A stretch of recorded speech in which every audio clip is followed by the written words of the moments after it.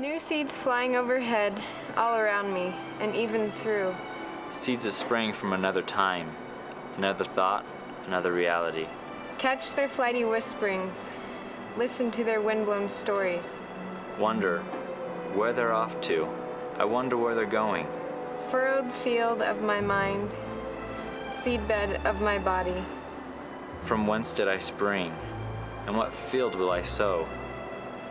While reaping of their efforts and planting my own crop. I've always been fascinated by dandelion seeds. When I was a little girl, I would go through fields and look for those white puff balls and blow on them and make wishes. My whole life I've just been enamored with these white puff balls and wanted to make some artwork that incorporated them, but also wanted to give it some meaning. And well, my initial reaction was that it kind of made me feel like I was an inch tall and I was actually walking through, like a field of dandelion seeds or whatever. But then I went over and I read about what the meaning was, and so I came back and I looked a little harder through it, and it just kind of blew me away. Just the impact that it had, the statement that she was saying for genealogy and the importance of it. When you blow a dandelion and all the little seeds fall down, it's kind of how it is with when you have kids and then they have kids and you have more kids and it kind of spreads out.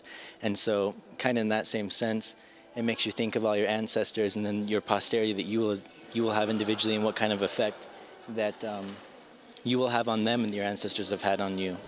I was just impressed with how fluid it is and how it just kind of touches you. And I didn't really understand that it was about genealogy at first, but after I realized that, it just had a really deep meaning to me, and just looking at how it was constructed and everything, it's beautiful. It's nothing I'd seen before. I was like, what is this? But I think it's a really neat concept, especially all the time that she put into thinking it all out, and I don't know, I just think it's amazing. It's just like a person or a family that when you look closely, there's a lot of wonderful things in people and in families, and also, as you look from far away, the big picture, when you see your children and your parents and start to realize how, just what an amazing, picture it is, how we're interconnected and how we're part of this huge thing, that it's beautiful from far away and it's beautiful close up. He told me about it and he's like, yeah, we have to go to campus and we have to check this out. It's really neat and I've never seen anything like it before.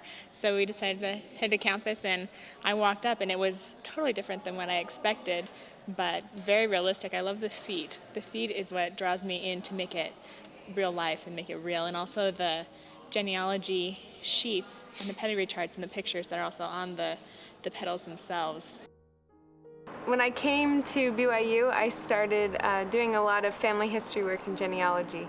And I started doing research to find out who my ancestors were and where they lived, and following them on census records, and tried to find out, what made them move and why they traveled where they did. And as I learned about them, I started learning about who I was and started wondering whether their decisions affected me, and wanted to connect that idea with the wind and blowing on those seeds, and where do they travel, and what new seeds will they plant, and what new ideas will they start.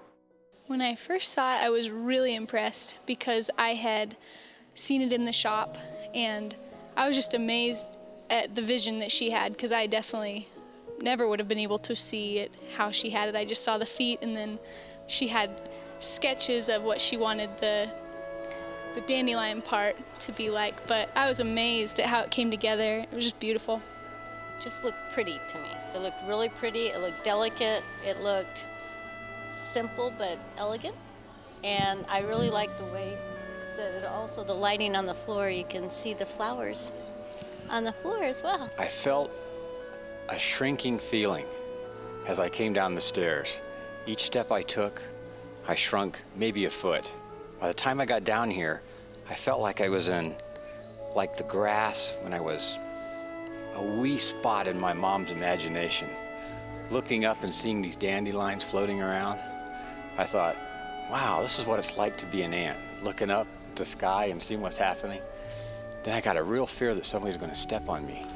When I first walked in, Chelsy wasn't even with me, and I just was, it was so breathtaking. I just couldn't even find words for just the emotions that were there, just the freedom of movement and the sense knowing that these symbolized individuals of our past. My initial thoughts as I saw it was just pure joy. It's just sort of a happy pieces as you look at it.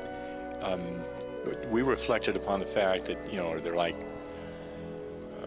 springtime out and just pulling dandelions and throwing them in the air. And that's what Lenore and I thought, sort of a real joyful, happy thoughts as we looked at it.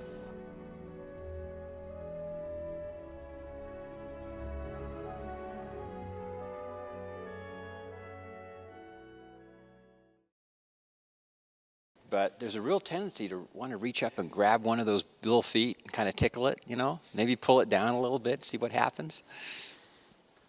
And I resisted it, though. Okay.